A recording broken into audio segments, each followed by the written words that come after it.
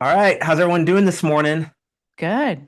Good to be Rhett, here. it's good to see you, man. Yeah. Good to see you. I feel like it's been forever. It has. And we have a special guest, Monica, with us. Monica, you're gonna have to help me here. I feel like I Yeah. said your last name wrong. Monica DiCristina, right? It's DiCristina. So DiCristina. just I like always feel emphasis like, on the D. Yeah. okay. It's a hard Well, one. we are so glad to have you on. We've known you, you've known us for a Yeah. little while, but I feel like Yeah. we're kind of ships passing in the night as we've done Mm-hmm. some restoration therapy training. And you Mm-hmm. are based out of Atlanta, out of Mm-hmm. Buckhead. Yep. And I was saying earlier, I'm super impressed with your podcast still becoming. And Mm-hmm. so you're gonna have to put up with Lance and I's Amateur amateur hour here, Amateur. baby. amateur hour It's great. here. It's great. Yeah. Yeah. But we're just super glad to have you on today. And we have a lot of things we Mm-hmm. want to talk about. And we may have to do an episode two because there's just a lot of stuff to unpack. I think Sure. you got a new book coming out we want to discuss. Mm-hmm. But I think starting off, we'd love to hear how did you even come to restoration therapy? Like, what was that journey Mm-hmm. like for you? Mm. Yeah. I mean, what I remember about coming to restoration therapy is I learned about it through one of our mutual friends, Katie, right? And she knew this amazing couple, the Hargraves, and just kept talking about them and talking about them. And I was just sort of skeptical because I didn't know anything about them. I was like, okay. So I know Katie well enough that I trusted her and went all the way to California to do a Oh, training with the Hargraves, and I was hooked. And I think my biggest takeaway from learning about restoration therapy was immense relief as a practitioner. That it felt like at times at that point in my career, like I was starting every session from scratch, reinventing the wheel every time. And when I found RT, I felt like, okay, I can organize this. We can totally make sense of this. We don't have to start over every session. It was such a relief. So that's kind of the short version. where I was curious, where did you do training at? Were you at Fuller or Pepperdine or I think this is when Terry was still at Fuller. Yeah. okay. Mm-hmm. Yeah. So we Wow. did training there. What year would that have been? I have no idea. I really, I actually don't. I'm terrible with numbers and years. It's been a while, but I really don't know. I, Yeah, I because I think think the that's first one time of we the big things that we have had in the podcast is Yeah. all of our like year like trying to put it together. Like, what year was that? Yeah. It all blends together. Yeah, but it was a long time ago. I'll say this. I've been out on my own in private practice for 7 years, and I did the training maybe 3 years before that. oh wow, So, okay. so I may, again, we could, talk to somebody else and be like, that's totally wrong. I mean, that's what I think. No, but you're like 10 or 11 years deep into it. I think so. Yeah. Yeah. Yeah. And then did we first meet at WindShape at the anxiety training stuff? I feel like, I or did I I meet you at Peachtree Pres at the counseling clinic? I feel so I missed you because I was in and out of the clinic when you were there in Okay. Atlanta. But I think the first time we actually met in person, although I'd heard about you many times through Katie, through other people, was at One Shape at that training. Okay. Yeah. Very cool. Yeah. So 10 or 11 years into restoration therapy, what was Hmm. it? I mean, besides the Hargraves, it sounds like I'm always Sure. curious about if there's one moment that like just clicks for you. And it sounds like there was maybe that kind of made Hmm. things make sense that you're like, this is the model I'm going to kind of see my Yeah. work through. Yeah, I think through my own story and then working with clients, I found myself oscillating back and forth between sort of untrue narratives and the truth. I found myself in that language before I found RT. Just like, this is not true, but this is what you've been believing, but this is what's true. But I didn't have a container. Hmm. I didn't have the even the mindfulness piece to make it stick. I had the intuition that I was using that with CBT, with some trauma training, other things, but it was really like a container for something that just made sense in my soul, for lack of better words. It made sense as an individual for my own story, but also made sense with what I was seeing in practice. And I found it also with couples. With individuals, it was life changing. With couples, it was so grounding because the chaos that can come from escalated couples we really started to be able to calm them down when they understood this is the cycle. This is what's happening to us. That was a huge relief. Right. Yeah. When you're also trained in EFT, right? You did Yeah. emotionally focused I couples therapy work for a long time. And I so did. Yeah. I'm always wondering about the Mm-hmm. differentiating Mm-hmm. piece between Yes. RT sometimes and EFT. I Yeah. wonder what that was for you. Was it Mm-hmm. the ways Yeah. things were sequenced or It's a great question. I went all the way through the EFT training, all the way up until the videos that I had to send. And oh, through all the small group, the train, the enactments, everything. And I loved the theory. I loved the trainers. I became a better therapist. But what I found, what it is that it was less actionable. I found that it was too overwhelming when you really got into the middle of the water with a couple, that I wasn't feeling like I was effective and really helping them move through their pain out, to somewhere better together as a couple. It would just get I could take them to the deep waters, but it felt irresponsible because I didn't feel I would say my limitations as an EFT therapist. I didn't feel like I could bring them through in a way that was really actionable for them. And that's where RT was totally different. Like, this is what they can do when they're at home. This is what they can do between sessions. Hmm. Yeah, I agree. I found that similar. I got to I love the therapy. And I agree with everything you're saying. Like it Yeah. really makes you grow as a therapist. Like Yes. the empathetic conjecture, the ability to hold Yes. space, to be able Mm-hmm. to deal with the madness, to hold a room. It's such Yes. a power. Like EFT has that like power Yes. position as the therapist where you're like, Mm-hmm. oh, and I see right now that Mm-hmm. you are really struggling with Mm-hmm. this, thing Yeah. that was dealt to you when you were so young. And Right. that's what's happening. The dragon's being stirred up, and this dragon is getting you. And and and I Exactly. wonder if you could look at your spouse right now and just look at them and tell them about this dragon that gets stirred up. Yes. Like a Yes. You're really channeling Sue Johnson. yeah, Yes. wow, That's you're good. in deep, dude. Yeah. Yeah. No, totally. I I love it. agree. Mhm. Oh, But it makes for those magical moments. But It yeah, does. the It tough does. part is the Mm-hmm. I think what I found is that, is what we all know as RT therapists is that magical moments are not change.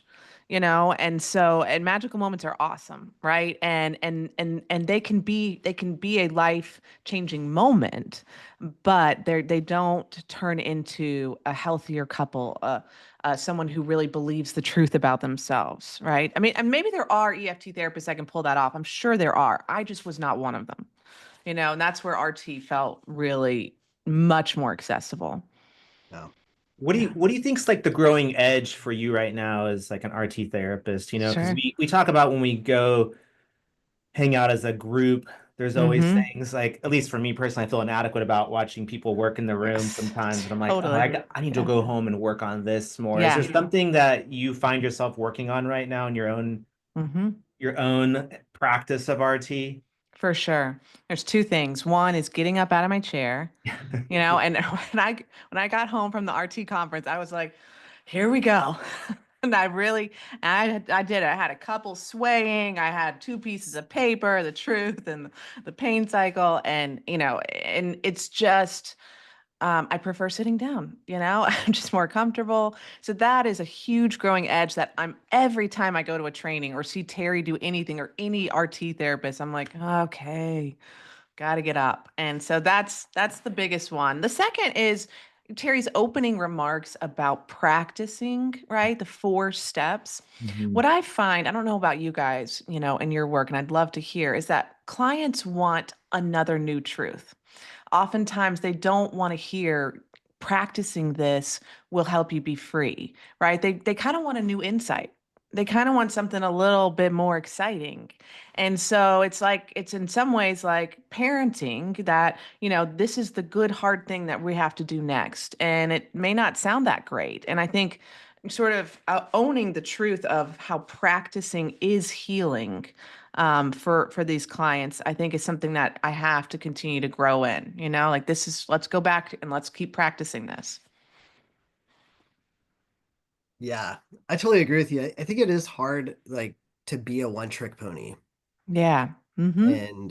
and to be that person that come when you got that client that comes in the room and they're like, "You got anything else?" Yeah. Like, really? Like I had one husband say to me, so I'm supposed to say this stuff to myself? I was like, yeah, it's a little Yeah. more complicated than that, but yeah, let's walk through it, you know? Yeah, Hmm. loud and proud, baby. Say Yeah. it out loud. Yep. Hmm. Yeah, I think whether it's a new truth, I always kind of think of it. People always want another tool. They think there's a Yeah. shiny object, this other Yeah. shiny tool is going to fix it. Hmm. And I think over time I've come back to maybe there's one or two tools, like Yeah. RT being the primary one, and there's another, Sure. maybe it's a breathing exercise or something is the other Absolutely. tool I use. Hmm. But more and more I'm like, I'm trying to get comfortable with just saying, yeah, this is Hmm. this is it. Yeah. And Yeah. Yeah, and I often say to clients, like, something shiny may get a lot of Instagram followers, sell a lot of books, but but the reality is, like, this is how you heal. You practice. You've been practicing something that hurt for years. This is how you heal. You have to practice, and and with, of course, like the grounding exercises, the breathing exercises, all those things, depending on the client. yeah. I'm trying to be careful not to, I have so much I want to say, but I don't want to talk over Lance either, because I know he's got a lot to say too. He just tends to think a little deeper than me, so he's got the bigger question. Whatever. I I would love to hear, and this is a good Hmm. segue, but you got a book coming out Hmm. soon, Hmm. or it's out, but you can also, well, you can It's out, right? It's pre-order. Right now it's pre-order. pre-order. Yeah, it's out May 13th, but you can pre-order it now. Your pain has a name, and Hmm. I guess I would like to kind of use that as a launching point to kind of hear more about your story, because Sure. obviously a book Yeah. is personal. Hmm. Um, it's kind of the entry point into like how we work with clients, and Hmm. obviously, I think we'll hear you talk about it, but RT has been a significant piece in your own ongoing journey of healing. Hmm. So I'd love to hear more just about that journey, if you're willing to share that. Sure. Yeah. Yeah. So the book is called Your Pain Has a Name. And really, what it's about is I introduced the concept through my own years, like actual years of living without a name for my pain, which when you don't know what you're experiencing, whether it's trauma, anxiety, relational issues, you start to fill that in with narratives about something being wrong with you, right? That I don't feel good. I don't know why. Nobody knows why. So something must be deeply wrong with me. And that's how I really operated and lived under for years, and really tried to get help in different places, especially the church, and I couldn't find it. And so the book really, launches from that place, but invites people into this concept of, if you don't know the name for your pain, it will name you. Mm. And I really resonate with RT in the way that, Terry and Sharon call it feelings in the pain cycle, but it's really, I experience it and teach it to clients like, these are beliefs about myself. This is what I feel about my identity or my safety.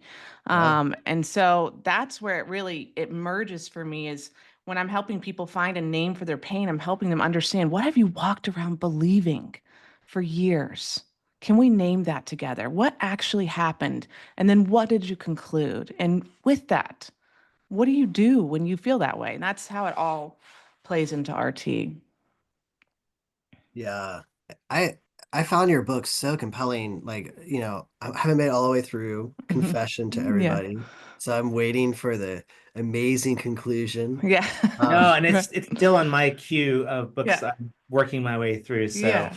Yeah. but but yeah, I love that part, like where you're like trying to get to the place of like where you finally sit down with Dr. Yeah. Barnes. Yeah. Dr. Barnes. Yeah. And you've been through this, like, you've been to pastors and you Hmm. get the one guy that's got like the door open and when you're Yeah. sitting, that line, oh my gosh, I was telling you how earlier how I was like wringing my fingers. I'm like just Yeah. imagining you sitting in that parking lot watching the Yeah. lights turn off. Yeah. Yeah. It was Yeah. just another difficult experience. And I just think about so many of our clients that walk in the room. Hmm. Yeah. Absolutely. They walk in the room often having gone to everybody they know to figure out what's wrong. You Yeah. know, I mean, the last research I read, maybe you guys know more than I do here, is that people tend to go to their place of worship first, you Mhm. know? And that's a good thing. There's nothing wrong with that. The only problem with that is that sometimes people in places of worship or in their churches are practicing outside of their competency. Mhm. You know, that someone comes in pain. Like, so for me, I came in with, ego dystonic intrusive thoughts. I had undiagnosed OCD from early traumas, right? They had no idea what to do with me, no idea what was wrong with me. And instead of saying, hey, that sounds so hard, let's help you find someone who does, I just went on my way alone again, trying to find help. And I think that that's what a lot of our clients have experienced, at least clients I've worked with have experienced, is walking into a place of worship desperate, whether it's depression, anxiety, a marital issue, an addiction, and finding sometimes really well-meaning people. Mhm. But if the well-meaning people don't recognize their own limits, the person continues on without the right help. Does that make sense? Yeah. Totally. What? Yeah. Oh, go ahead. No, I mean, I don't know any research numbers, but I mean, I know practically that the majority of people come to my office, there's probably a referral from a church or Yeah, somebody who goes to which is great. church. And Yeah. often they have nowhere else to go. They Mm-hmm. don't find the help that they need. So they end up in a stranger's office, which is my office, Sure. trying to seek Yeah, help. And I'm with you. I think there are a lot of well-meaning people, I think but so. they're practicing out of, like you said, a lack of competence, out of their scope of competence. Hmm. Um, Thankfully, I feel like some of the communities I'm around, they're pretty quick to refer out. They recognize quickly Yeah. out of their It's depth. changing big time. This was Yeah. 20 years ago. My story Oh, for was over, sure. it's changed. Well, it goes And back to yeah, that you come with anxiety, and the first message you might hear is, well, Paul says don't be anxious, so don't be yeah, anxious. right, Well, that's right. not really helpful, No, it's you not. know? Not if you have an anxiety disorder. No, That's it's really not not. going to help. Yeah. What were you gonna say, Lance? Yeah, I was kind of curious, and yeah, I think that we have Hmm. changed a lot, and I think some of our people that would be listening to this might be in that role. I think Sure.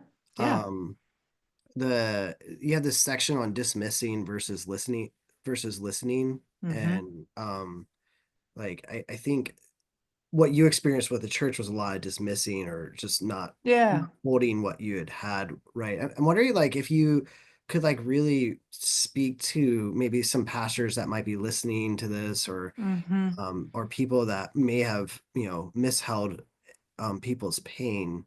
Like, Yeah. what would be some of the things that you'd want to coach Yeah. people when it comes to hearing pain, when it Yeah. comes to, yeah, because I think I that's, yeah, yeah. I love that question so much. Because I think so often people are well-meaning and they don't know what to do. And I think one of the best ways that we can love people, especially in a position of leadership or even just in a friendship, is to say to them, I don't know what this is. I don't know. Yeah. Because so often we have been fed this idea or trained in this idea that in order to be loving and helpful, we have to have an answer for someone.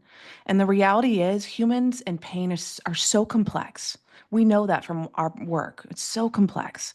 So, having the humility to say, I don't know, is a way to really love someone. And then following that up with, but I'm going to stick with you until we find out what it is, right? And then shoring up your list of people that you trust in your community. That there are churches whose lists I'm on, they vet you. They really vet you. They want to make sure that you know what you're doing, and I really believe in that. I respect that. Shoring that list up. Who are the people, the psychiatrists, the OBGYNs, the therapists, the marriage therapists, the addiction specialists that I can call when someone who's hurting stumbles into my office and says, I don't know what's wrong, but I can't do this anymore. And being able to have the humility and then the resource to say, I don't know, but I'm with you. I'm not going to leave you and we're going to figure it out. It's What a, such a good word for therapists too, right? I Yeah. mean, I was thinking early on in my practice, feeling the pressure that I need to be able to work with everybody. Totally. And if I can't help you, then I'm, at least in Mm-hmm. my own story, like feeling like I'm failing as a therapist, and getting to the place, where you realize quickly, like, oh, I don't know what's going on here either as a therapist. And Right. who is the therapist in the Absolutely. community that I can refer you to? Mm-hmm. And Or mhm. even Go going ahead. backwards, Yeah. sometimes I'm like, there's a deep spiritual issue here. And I know a pastor or a priest I think you should talk 100%. to about this, Mm-hmm. Yep. um, that might do a better Mm-hmm. job of spiritual direction than I might be able to do with you. I couldn't agree more. I write about that. Maybe Lance read that part in the book about referring out. It's a Mhm. huge part of my practice. Over the last 2 weeks, I just referred someone to a pastor and to a spiritual director. I've referred people to get, testing for autism. I've referred people to eating disorder specialists. I've referred people to get hormone tests. I've had people come back with autoimmune disorder diagnoses. It's just we can't know everything, and I think one thing that we probably all share with pastors, if they're listening, or people in leadership, is we care and we want to help. And so I think there's really a lot of freedom in saying helping doesn't mean having the answers. Helping means not looking away. Mhm. Helping means I'm going to show up and I'm going to be a support for you on this journey. I love that line. Means not looking away. Yeah. Such a good Yeah. I feel like we should just have like a list.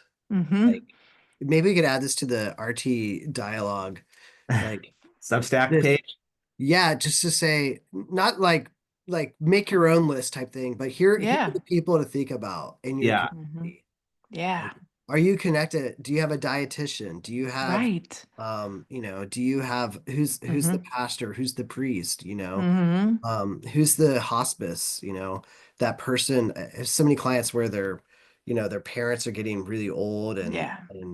they're trying to figure out, coordinated care. Yeah. So Mhm. I think that'd be a really good resource we should add to the list. What do you think, Rhett? Yeah, no, I mean, I'm in my brain right now. I'm thinking of all, Yeah. and it's hard, I think, when you're in private practice, which I think all of us are. Mm-hmm. Um, you know, like sometimes you find yourself alone and Mm-hmm. scrambling for time, and Totally. to try to help resource people is Mm-hmm. another thing to Mm-hmm. add on. And so sometimes, unless you have that already set up, those Yeah. those Yeah. systems, it Mm-hmm. can be really difficult. And in private practice too, sometimes we're not as connected as people maybe in a community mental health network. I'm Yes. envious of you, Lance. You have a pretty big group of people that Mm-hmm. you practice with, which I think is really Mm-hmm. great.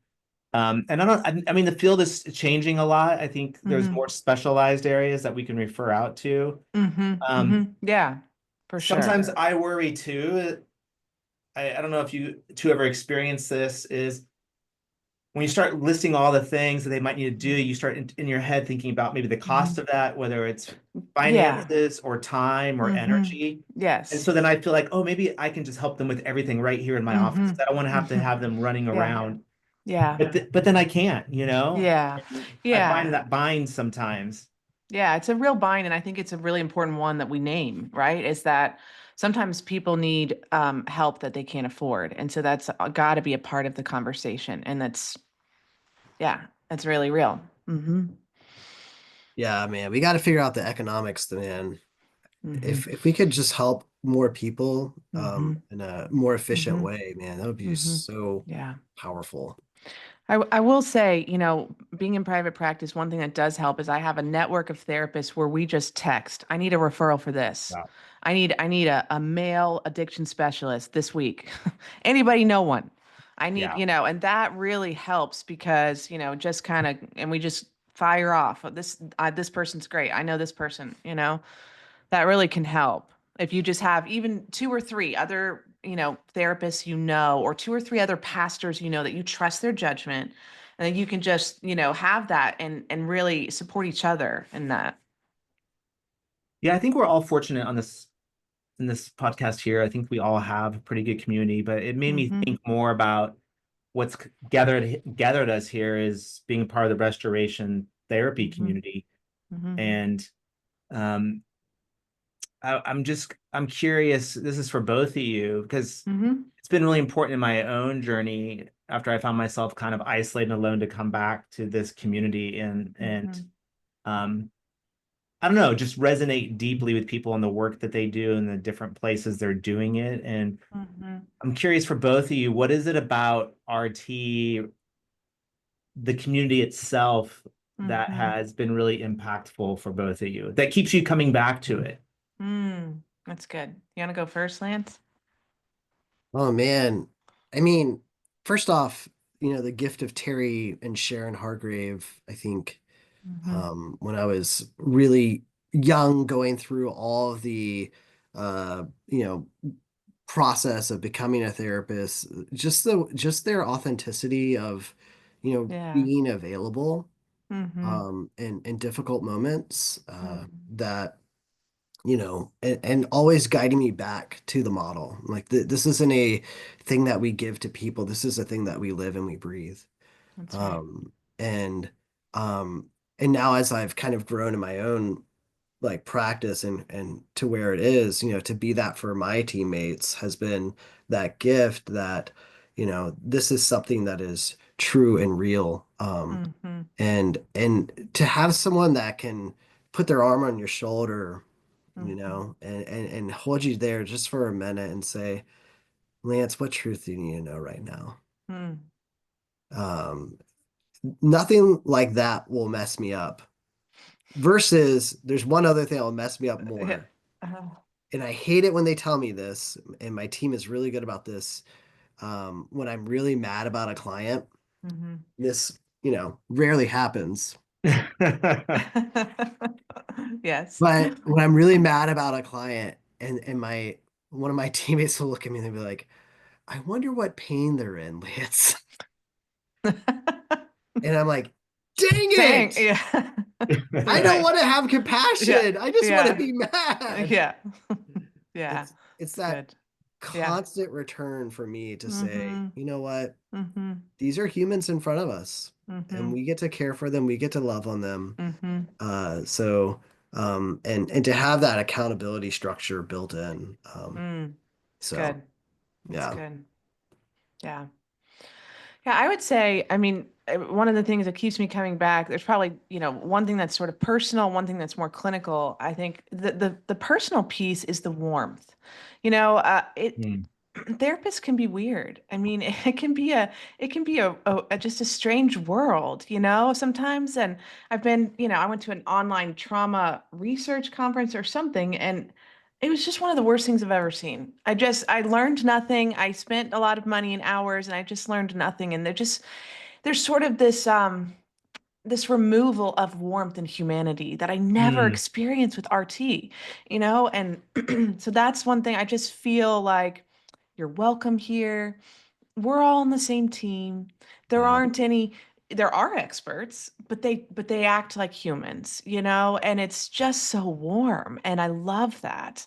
And I think that's how therapy should be. It should feel safe and warm. Of course, it should tell the truth, but be inviting and welcoming. And I think the clinical piece is just the focus on emotional regulation. Like the older I get in my personal life and in my professional life, I think so much just comes down to emotional regulation. I mean, any difficulty I have with someone that's been hurting me in my life, it's only when they're dysregulated. Any difficulty I'm producing in my own life, it's only when I'm dysregulated. And so it's just the actionable model to help you get back to a place of truth and emotional regulation that I think is really is not only how you change, but it's how you live a good life, regardless of what happens. If you can get back to a place of peace and truth and calm, you can make it through a lot of hard stuff. That it reminds me of, I can't remember the guy. It's a study like family. You guys may know Families and Faith. I think it's Van Bergstein or something. They Mm, tracked families for 35 years, yeah. and they're looking for what was the key ingredient of the transmission of faith from one generation to the next. Wow. And the key factor they came back to was warmth. That, Wow, really? Wow, yeah, it's fascinating. it didn't matter if you had the right doctrine or you had all the Wow. rules or Wow. or the Yeah. Ecclesiology, structure, leadership, didn't matter. Sure. What mattered Sure. was that the kid experienced warmth within the home. And so Ah, I don't know, I was just thinking that I haven't thought about that word in terms of the RT community, but I think you're right. mhm. It's And it warm. yeah, Yeah. and it's displayed from top down Yes. very much so, which I think I tried to express at the conference when I was sharing something, which is you never feel like you're a beginner because they always ask you to participate, whatever level That's therapist you right. are, whatever knowledge you Mm-hmm. have. And you never had the feeling that Terry and Sharon thought you were incapable of doing something. That's right. So Mm-hmm. you're essentially invited to participate. So it's a very Mm-hmm. participatory community with maybe warmth as its glue, kind of. Um, Mm-hmm. and I think I've said in my own life the word restoration, Mm. like the model itself, restoration Mm-hmm. therapy. Yeah. Like Terry and Sharon and other people in the community have walked me through my own restoration and my own Mm-hmm. family and marriage Mm-hmm. restoration. And so Mm-hmm. like it is lived out Yeah. in a very Yeah. tangible way. And maybe that's because I feel like I'm kind of inside because I do a lot of Mm-hmm. things with the community, but Mm-hmm. I think that's true whether you're involved or not. Like if you Mm-hmm. practice RT and you come Mm-hmm. be a part of the community, you're going to experience that warmth. Yeah. And Yeah. as Lance said, like these are things that have to be practiced. They lived out. Yeah. It's a Absolutely. lived out philosophy. Mm-hmm. Mm-hmm. Um, Yeah. Mm-hmm. Love that. You're a living example of restoration, Rhett. Mm-hmm. yeah, I Um, know. Well, I receive that. That's yeah. I'm thankful for people in the community who are willing to, like you said, kind of come up, put your arm beside you and say, okay, we're gonna walk through all this together, It's yeah. good. you know? And so I think with my clients, I try to hold that space for them, that I Yeah. believe in restoration. And even Mm-hmm. when you don't right now, like Mm-hmm. I'm gonna hold that hope out for you that we can Yeah. restore this. Mm-hmm. Mm-hmm. And we're gonna use RT to do it. That's good. So good. So good. And the work of God in our Yeah. lives. Right. Right. Yes. Yeah. Monica, I'd be curious. You made a comment on the Substack about the faith Mm-hmm. piece at the conference being Mm-hmm. really Yeah. unexpected in a way, not because it's not something a part of our Sure. community, but like it hit you. Mm-hmm. And Yeah. I'm curious about what that was for you or the season of life you find Yeah. yourself in where that's really significant. Yeah. I mean, I think it's probably like a whole podcast episode, but I'll try to shorten it, That and time. yeah, is when I look back on my personal journey, which, I talk about in my book, I prayed for a miracle. I prayed, God, please heal me. Please heal me. And I think a lot of people can resonate with that. Please heal me from my anxiety, from these scary thoughts, from feeling so awful. I got to the point where I was suicidal and God didn't heal me, quote unquote. The miracle that I expected from my new faith when I became a Christian at 17, it never happened. But God never let go of my hand. And as I sat there in the Restoration Therapy Summit, I thought, here's the miracle. Here it is. Here it is.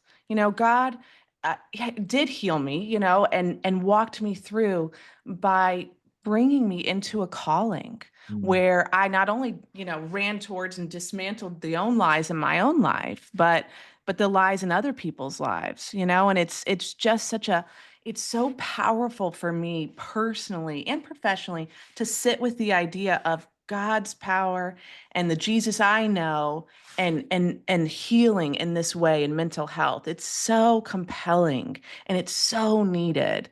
So just as I was sitting there in these different moments, I was just like, wow, you know, this is the miracle I prayed for all those years ago. Here it is. And I'm helping to act out God's hands and feet. And so are all these people helping people. I just think it's part of God's work that very often, because it can get weird, maybe sometimes we kind of keep it separate sometimes, but it's really beautiful. mm, That's that's cool. so awesome. Yeah. Yeah. I was like it's kind of like it's been there and God's like, okay, I just want you to notice. Yeah, totally. Yeah, I've been walking the miracle and like Yeah. doing the work, and I've been in like, healed from like the extreme things I experienced for years and years now, but it's just so beautiful to see like the big arc of God's story and see how God is using restoration therapy to heal so many people. It's just, it's as someone who prayed for healing but didn't get it in the way that maybe the Christian books kind of promised at that time. It's really powerful to see God's healing work through a therapy model that's very actionable and accessible. That's really well put. I think there is this Mhm. kind of idea when we look at the scriptures, we have this like idea that the healing is instantaneous. Totally. Yeah. Mm-hmm. And I mean, when I feel like as Hmm. I've read through the scriptures, like with a RT lens, I do notice that sometimes it ain't. You know, No, that's right. that Put it baby simply. takes a long time to get Yeah. to Mm-hmm. Yeah. for Isaac to come to this earth. You know, it's like 40 years of pain. Mm-hmm. Yeah. Yeah. Like, Hmm. yeah. That's why I love, like, Terry talks about renewing your mind. And that, I think that I really do believe, and I've said before, like, healing is a practice. Yeah. It's practicing the truth. And I think that that's such a refreshing model for people who are just want to feel better and are praying to feel better. And it's not just happening like that. It's not happening after your prayer time. Oh, you got anxious again at lunch, or you're struggling with depression again. So, Yeah. And it's been there the whole time. I mean, it's Hmm. always amazes me, because we've worked a lot with anxiety that people stop Yeah. at Philippians 4:6, but Hmm. right in 4:7, Paul talks about these truths, and then in the following verses there, 8 and 9, he says, meditate on them, and then he says, go out and Yeah. practice them. put them in practice. Yeah, put them in Right, practice. right. Yeah. Yeah, Like, hello, 2,000 years yeah, ago. right. It's just not that exciting though. It's like back No. to people practicing the four steps. It's like, well, just give me another book. Like, just give me another cool insight. But it's really, I think, how we're designed. Yeah, that Eugene Peterson book title from the Nietzsche quote, which is a long obedience in the same direction. Hmm. It's just Hmm. it's a mundane, Yeah. often just living out daily practice in the Hmm. same direction over time is That's what right. is Hmm. what leads to transformation. You just didn't know you'd have to go to Amarillo to get it. That's right. That's right. Yeah. And I think we're always living in a direction. Yeah. I think that's one of the things I like about how the model really emphasizes practice. We might be living in the direction of our pain or in the direction of our destructive coping. We're always practicing something directionally. And so I love that this helps you continue to go back in the direction of truth. Hmm. Mhm. Yeah, the path of life versus the path of destruction. Like, Totally. you know, Yes. I Choose love, life. Hmm. yeah, I love how Terry like will grab him, he'll work with a client and he'll say, okay, now you could continue going down this path and we know where Hmm. that leads, Yeah. Yeah. or Hmm. I have this one trick pony Yeah.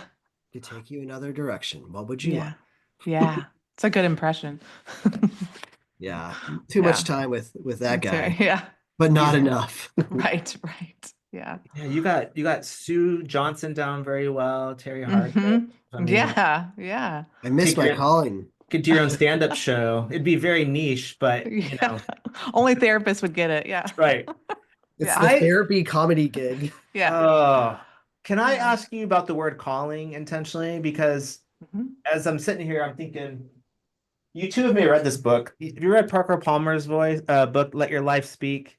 No. Mm-mm. Sounds Phenomenal great. book. I reread it Hmm. like once a year, but Great. he Write it he down. looks at the word uh vocation, right? In the Latin, Hmm. it's voce for voice. So a Hmm. vocation is a voice that's like essentially Yeah. calling you towards something, right? Hmm. Hmm. And so when I was on your website, like you use that word specifically, you say it's a calling. And Yeah. I don't know if many therapists say that. And so I'm Hmm. curious. That feels very Interesting. intentional Yeah. for you. And so I'm Hmm. wondering about that and how you would how would you communicate that? Mm. Gosh, that's such a great question. And I wasn't aware that other therapists may not use that language because I guess it's just so been part of my life. I think when I think of a calling, I think it's I can't do anything else. Mhm. I just can't. I have to birth this into the world. I have to do this work. It's like a magnet that pulls you forward, and that's how I have felt about being a therapist and about writing this book is it's a calling because I can't do anything else. Mm. It must come to fruition and my heart is that no one would, and of course I can't to help everyone, but that as many people could feel less alone in their pain. Mm. That is one of the hardest feelings. It's not just the pain, but being completely alone and having no idea what's going on with you and no one to guide you. And so that compels me. It compels me to be that person for someone, to put my hand in their hand and say, like we said earlier, I may not have the answers, but I really believe there is one, and finding that will help you. So calling is for me, I can't do anything Yeah. else. Well, Mm, you're one of the things on your website says give your pain the space to speak, right? Yeah. I was just Mm-hmm. thinking like Yeah. if vocation, which is calling, it's voice, we're giving voice to something, and Yeah. it seems Mm-hmm. like giving voice to something is very important in the work that you do. Yeah. Um, Mm-hmm. and I just like the language because I know we're like all RT therapists, but we don't always use the same language in how we That's describe things. true. But it seems like getting a client to have a voice and speak is at the heart Mm-hmm. of your Mm-hmm. work. Mm-hmm. Yes. can we actually hang out with this for a little bit, Mm-hmm. guys? Because I think this is one of the things that I remember when I was starting out as a therapist and I'd Mm-hmm. watch, the greats do their work. Yeah. And I would call it, I would watch them and I would sit with a client, I would struggle, I wouldn't know what to do, and I'd Mm-hmm. be floundering around. Mm-hmm. And but then I'd see like, Sharon May walk in the room and she'd ask this like absolutely poignant question that Mm-hmm. that finally gets to the heart of the pain, or Terry Yeah. when he has that, like, I used to call it the master of the third question. That's great. Like, because I could Hmm. get the first question most of the time. Yeah. The Yeah. second question I'd be like the blind squirrel, finding that nut. But man, that Yeah. third question of like It's when you true. finally hit the pain point where it's like, That's yeah. it. That's it. Yeah. Mm-hmm. I think that's part of what I'm picking up from what you're writing a Mm-hmm. lot, Monica, is like finding that question, that thing Yeah. that really orients around like naming that pain for exactly what it is. That's it. Yes. That there's no greater exhale in my experience than someone finally naming it, getting it. That's it. That's it. That's when we love a book or a group or a movie. It's like, oh, they named it. They named it. That's what it's like. That's it. And I think that is the first step to freedom, because until you find that name, you don't even know what direction to go, right? Until you know what's hurting, you don't know what to do. Yeah. Hmm. It maybe you could help us like to kind of hear a little bit of your tricks. This is Yeah. one of my favorite Gosh. parts of the podcast. Yeah. Okay. Like, okay, you're listening to the great Monica, she's Yeah. got the voice that will, whip you around to like your mindfulness meditations, like bring you to like that core piece. But I'm Hmm. curious around like how do you help your clients Mm. like have like when you've gotten to that name, what are some of the things Mm. you're doing Yeah. to help them to name it? Yeah. I mean, gosh, several things come to mind. I don't know that they're impressive tricks, but I mean, the first thing is what we're all doing is just not being afraid to stay with it. I mean, so often, and maybe it's because I also work with a lot of women. I don't know if, maybe this is women versus men. I don't know, and I don't want to generalize, but so often people dismiss their own story. They've been taught not to listen. They minimize everything, and so there's almost not an amplification, but just allowing the space for we're not going to look away. Like we said earlier, we're not going to look away. That does make sense. Yeah, I would feel that way. That is really hard. Yeah, that doesn't feel okay to me.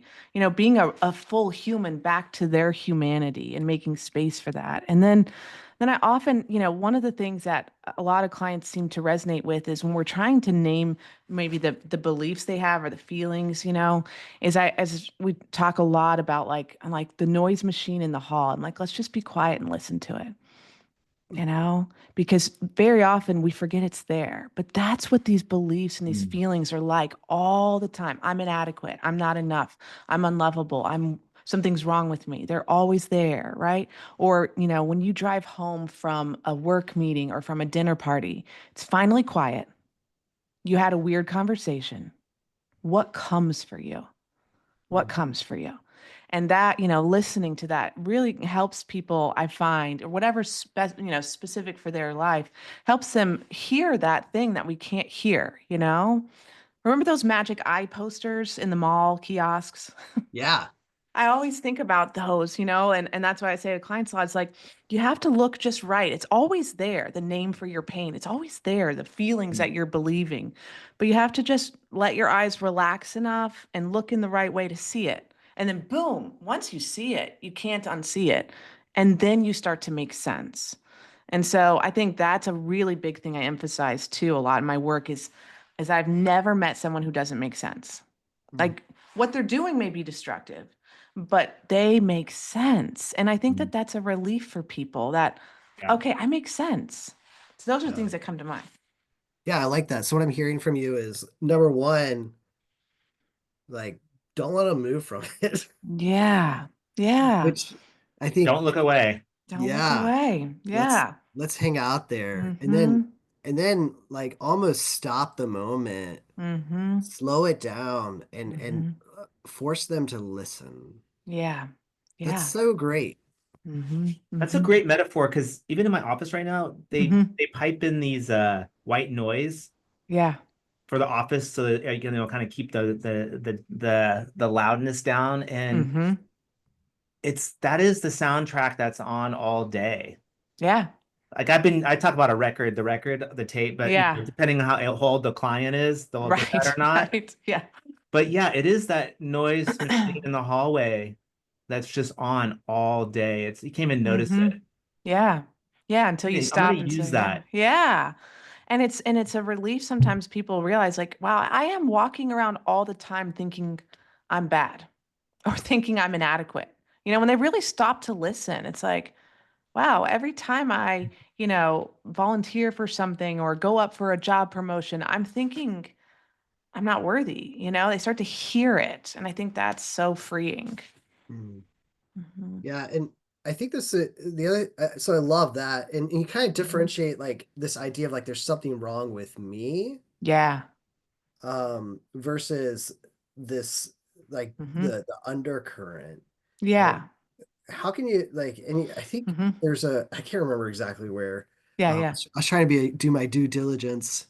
It's hard. That's the This hardest part about having a podcast. I've read so many books. I can't even tell you. Yeah. but Hmm. you talk about this audible sigh, like of like Yeah. relief of like Yes. it. And Yeah. so like a person that's like I'm naming myself as my pain, like that there's Yeah. something I'm wrong with me. believing that story that the pain has told me. Yeah. Mm-hmm. Yeah. Yeah. I think there's two audible sighs, really. There's one that when you name the pain correctly. Yes, I do feel like that. I do feel like something's wrong with me. That's it. That's it. Someone finally told me what it is, or there's an actual diagnosis. And then I think the second one is like waking up from a bad dream, but that's not true. That's not who you are. That's how Mm, you have felt.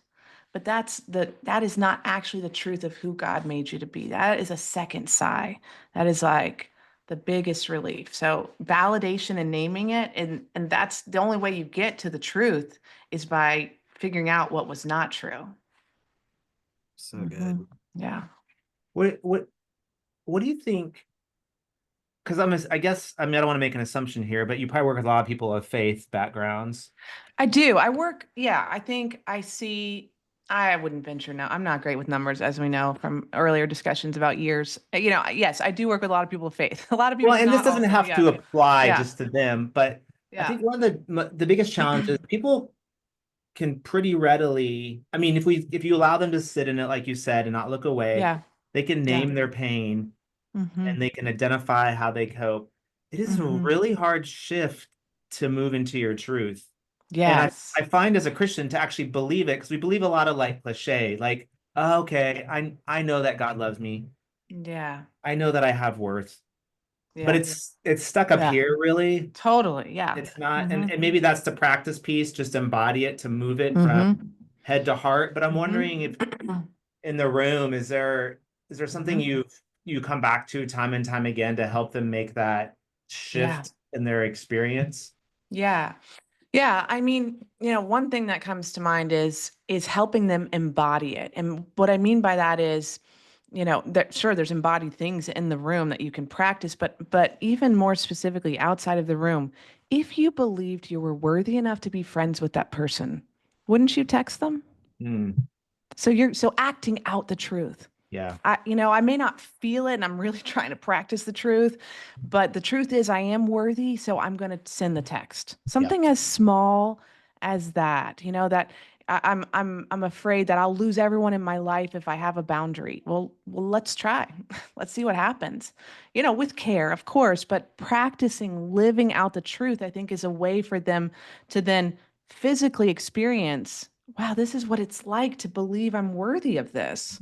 This is what it feels like. And that can help feed that loop of choosing truth. Mm. yeah. It's like a reinforcing.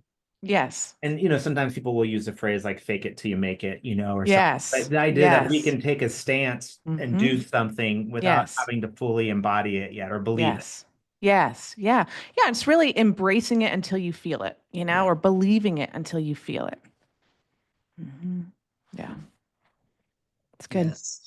Mhm. That head to heart piece, it's kind of like that zone of like when you're sitting there in Amarillo, you're Yeah. like, oh yeah, I am healed. Yeah. Yeah, Yeah. Yeah. it's there. It Yeah. is. Yeah. Yeah. Yeah. It's awesome. Hmm. Mhm. Was it when Phil Keith came and did worship? Was that the moment that day, or did some No, other? no, I think it was just Terry and Sharon talking. I mean, that moment I cried through his song. I mean, just because, his miscarriage song, Yeah, for those people that weren't there, and, this beautiful song written by a man, which I think was very poignant about miscarriage. I bawled through that just out of compassion. It just was someone naming pain. That, yeah, that's, of course, that's my lens, right, from the book that yeah. I wrote, but that is how I saw it. This is so powerful. He's not fixing it for anyone. He's just naming it out loud.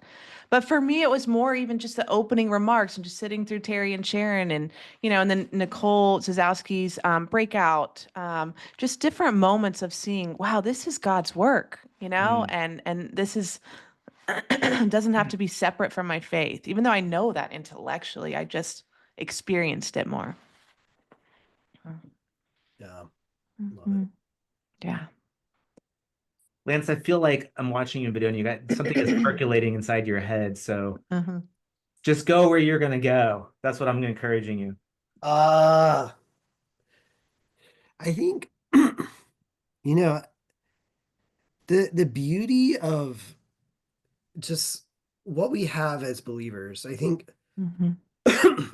I was kind of preparing for today, and I Mhm. was like struggling with like a client from the other night. Just that was kind of it was it's so weird. Like it was a case that shouldn't bother me, right? Hmm. It's Interesting. like Yeah.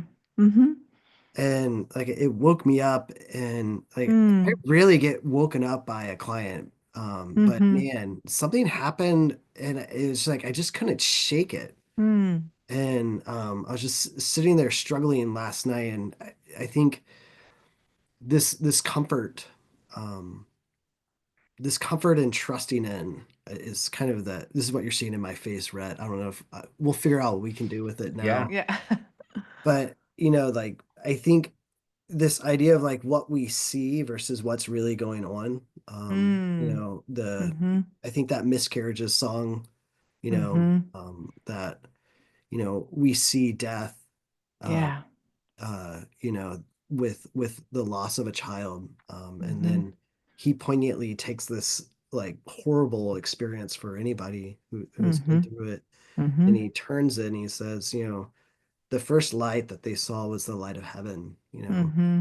Mm-hmm. Mm-hmm. um, and like there's Yeah. this like how did the warm embrace of, like Mm-hmm. it's just such a beautiful Mm-hmm. thing. And I think sometimes in therapy, there's just things that mess us up, you Mm-hmm. know, and Mm-hmm. as therapist and this return to call of like, there is a hope that is eternal. Yeah. Yeah. Um, Yeah. so I think that's what you're seeing in my face right now, Red, is like Mm-hmm. returning to the hope that is eternal. And I think Mm. Mm-hmm. when Yeah.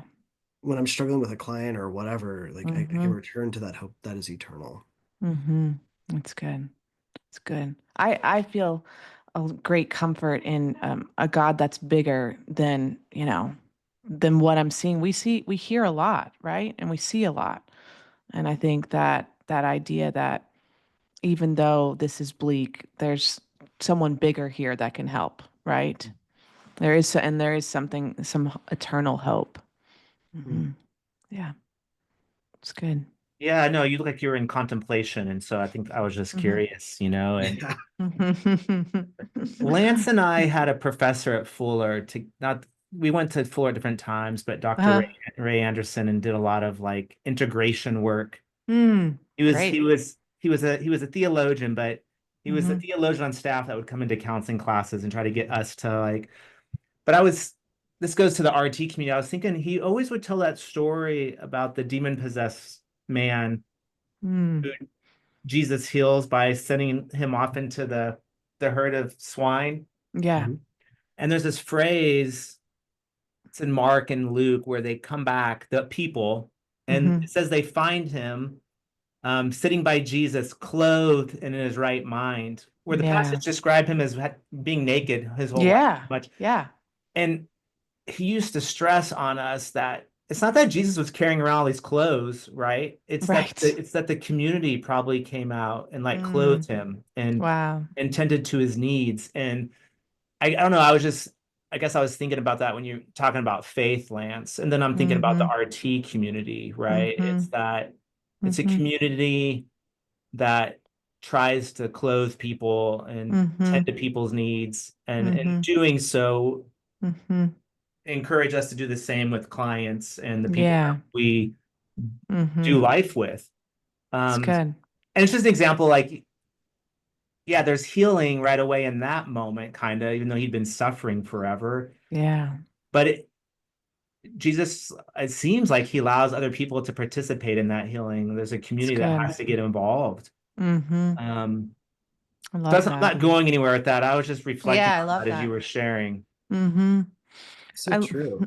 I love the idea of the community helping and the warmth of RT that there's Mm, what I feel very passionate about in mental health is I think how to put this, a warmth, a non-pathologizing, yeah. we're human too approach to it, and I love that, that the community came around and when they could have been like, hey, this guy's been naked, running Yeah. around, we're out of Dirty. here, but instead they moved towards him. They moved towards him, which I love.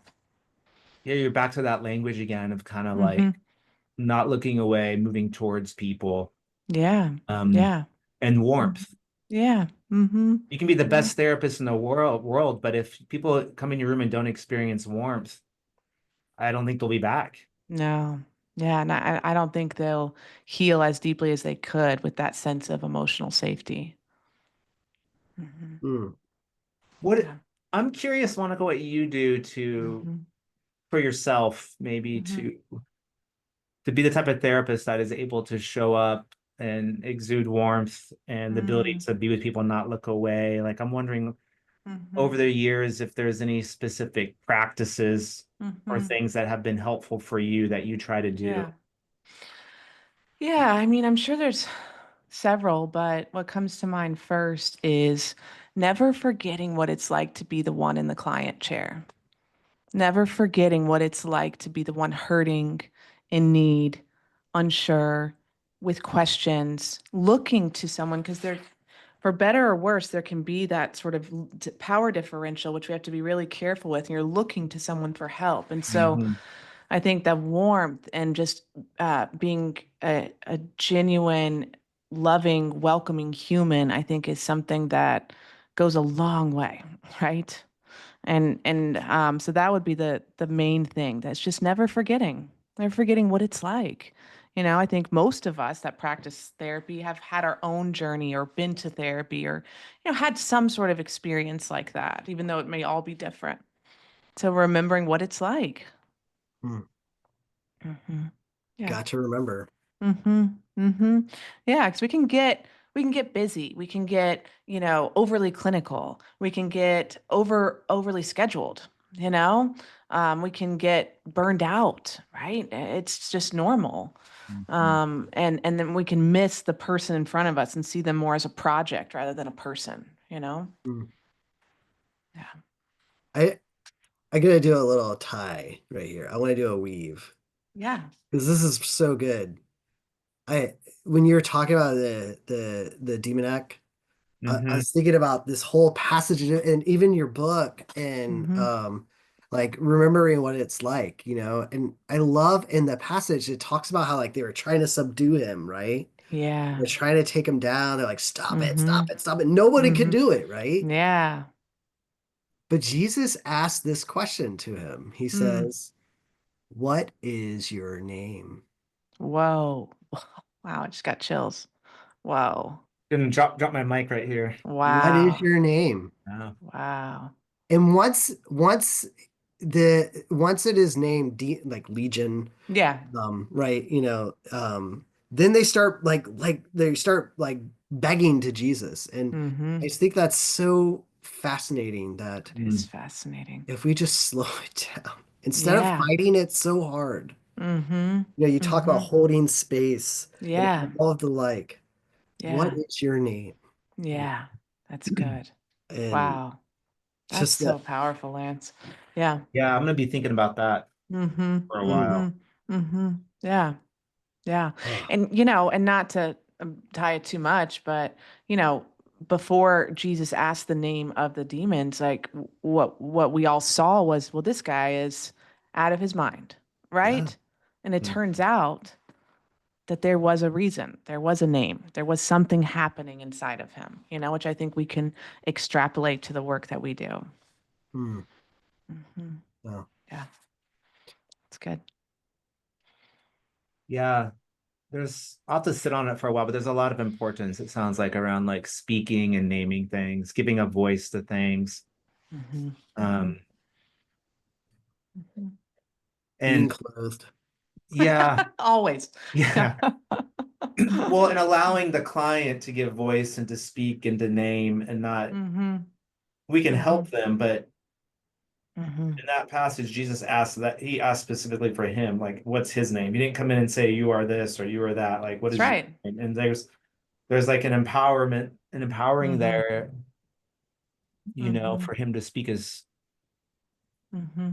I don't know, just to voice that. So Hmm. I'm going to be thinking about that a lot this week, probably in therapy Hmm. sessions. Yeah. No, Yeah. just quit fighting this Hmm. crazy the demon, like quit trying to subdue that part. That's Get good. to the heart, and Yeah. you know, Yeah. as That's soon good. as we can name and we slow it down, we have the Hmm. noise machine or whatever it may be, Hmm. like Yeah. in that space, we can call it out and bring in the Hmm. truth in such a powerful way. Yeah. Yeah. Yeah. Yeah. And I think that's something that we as humans struggle to do for each other because it's uncomfortable, right? It's uncomfortable to slow down when someone's in pain.